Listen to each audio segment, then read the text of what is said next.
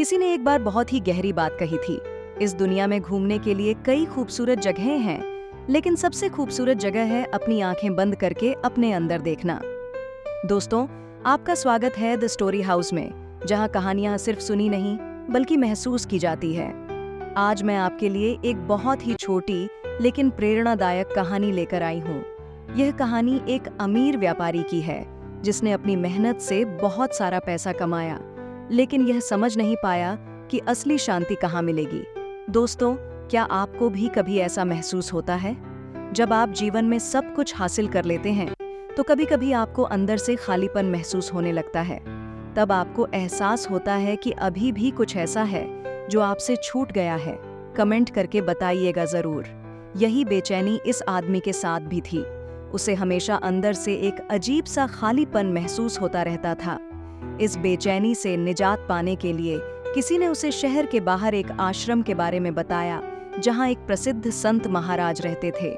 कहा जाता था कि महाराज के पास कई आध्यात्मिक शक्तियां हैं और वे कई लोगों की समस्याओं का समाधान कर चुके हैं। उस आदमी ने सोचा कि शायद महाराज उसे भी उसकी समस्या का हल बता सकें।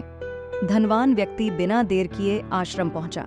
वहां पहुंचने पर उसे महसूस हुआ कि आश्रम का वातावरण बहुत ही शांत और पॉजिटिव था, लेकिन पहले कुछ दिनों तक उसे गुरुजी से मिलने का मौका नहीं मिला।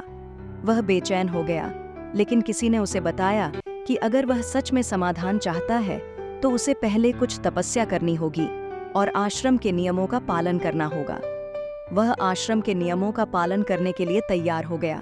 हालांकि उसे शेड्यूल के अनुसार जागने, सोने और साधारण भोजन करने की आदत नहीं थी। फिर भी उसने 2-3 दिनों तक आश्रम के अनुशासन के अनुसार ढलने की कोशिश की। अंततः उसके धैर्य ने रंग लाया और उसे गुरु से मिलने और अपना प्रश्न पूछने का अवसर मिला। वह व्यापारी गुरु के पास गया और सीधा सवाल किया, महाराज, मुझे आंतरिक शांति कहाँ मिल सकती है? मैंने बहुत धन अर्जित किया है, लेकिन मुझे अंदर से शांति महसूस नहीं होती। गुरु ने उसे बड़ी शांतिपूर्ण आवाज में उत्तर दिया, तुम्हें बस एक काम करना है, मेरे पास बैठो, मुझे चुपचाप देखते रहो और कुछ भी मत करो। व्यापारी सहमत हो गया और उसकी परीक्षा शुरू हो गई। गुरु महाराज आश्रम के बीच में एक छोटी सी झोपड़ी में रहते थे। उन्होंने व्यापारी को झोपड़ी के बाहर धूप में बैठने के लिए कहा, जबकि वह खुद झोपड़ी के अंदर चले गए और आराम करने लगे। उस दिन सूरज अपनी पूरी तेजी से चमक रहा था। व्यापारी पसीने से तरबतर हो गया, लेकिन गुरु ने कुछ भी नहीं कहा। पूरा दिन बीत गया और व्यापारी बस वहां धूप में बैठा रहा, जबकि गुरु महाराज अंदर आराम कर रहे थे। दूसरे दिन व्यापारी फिर से गुरु के पास गया और वही सवाल पूछा। उसे वही उत्तर मिला, बस चुपचाप देखते रहो कि मैं क्या करता हूँ। इस बार गुरु ने उसे छाया में बैठने की अनुमति दी, लेकिन खाने के लिए कुछ भी नहीं दिया, जबकि गुरु महाराज अपने सामने ही स्वादिष्ट भोजन का आनंद ले रहे थे।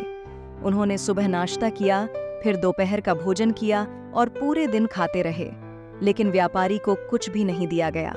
शाम तक व्यापारी भूख से परेशान हो गया और उसे समझ में नहीं आ रहा था कि गुरु महाराज उसे क्या सिखाने की कोशिश कर रहे हैं। तीसरे दिन व्यापारी को भोजन दिया गया और छाया में बैठने की अनुमति दी गई। इस बार गुरु महाराज 4 घंटे तक बिना कुछ बोले ध्यान में बैठे रहे। व्यापारी ने सोचा कि शायद आज उसे उत्तर मिल जाएगा, लेकिन दिन के अंत तक जब गुरु ने कुछ भी नहीं कहा, तो व्यापारी से और सहन नहीं हुआ। उसने क्रोधित होकर कहा, बस मुझे समझ में नहीं आ रहा है कि आप मुझसे क्या चाहते हैं। आप कुछ भी स्पष्ट रूप से नहीं बता रहे हैं। गुरु महाराज ने शांत भाव से उत्तर दिया, मैंने तुम्हें पहले ही दिन यह समझा दिया था, जब मैंने तुम्हें धूप में बैठाकर खुद झोपड़ी में आराम किया था। वह तुम्हें यह दिखाने के लिए था कि मेरी छाया तुम्हारी नहीं हो सकती। तुम्हें अपनी छाया खुद ढूंढनी होगी। दूसरे दिन जब तुम भूखे थे, तब मैंने तुम्हें दिखाया कि मेरा भोजन तुम्हारे लिए नहीं है। तुम्हें अपनी भूख खुद मिटानी होगी। और तीसरे दिन मैंने अपने ध्यान के माध्यम से यह प्रदर्शित किया कि मेरी शांति और योग केवल मेरे हैं। अगर तुम आंतरिक शांति चाहते हो, तो तुम्हें अपने भीतर देखना होगा। किसी और के माध्यम से शांति पाना असंभव है। गुरु की ये बातें सुनकर व्यापारी को गहरा ज्ञान हुआ। उसे समझ में आ गया कि सच्ची शांति बाहर से नहीं, बल्कि भीतर से मिलती है। चाहे आप जीवन में किसी भी समस्या का सामना कर रहे हों, दुनिया में कोई भी आपको तब तक समाधान नहीं दे सकता जब तक आप खुद अपने भीतर उसका समाधान नहीं ढूंढते। अगर आप आंतरिक शांति चाहते हैं या जीवन में कुछ हासिल करना चाहते हैं, तो आपको स्वयं प्रयास करना होगा। आपको अपने भीतर झांकना होगा, अपनी कमजोरियों को पहचानना होगा और उन पर काम करना होगा। गुरु महाराज की बातें सुनकर व्यापारी की आंखें खुल गईं। उसे समझ में आ गया कि असली शांति सिर्फ बाहरी चीजों से नहीं मिलती, बल्कि उसे अपने भीतर ही ढूंढनी पड़ती है। अपने घर वापस जाते समय व्यापारी ने एक नई दृष्टि और सेल्फ कॉन्फिडेंस के साथ जीवन को देखने का नजरिया पाया। उसने अपने जीवन की दिशा बदलने का संकल्प लिया और सच्ची शांति की खोज में लग गया।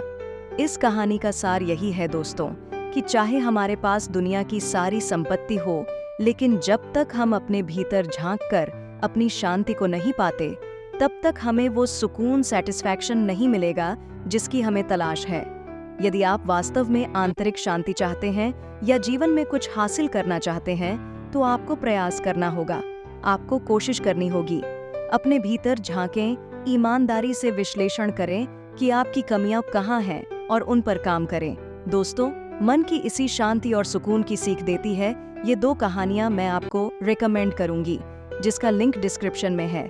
आप यह भी जरूर सुनिएगा और कमेंट करके बताइएगा कि आपको ये कैसी लगी।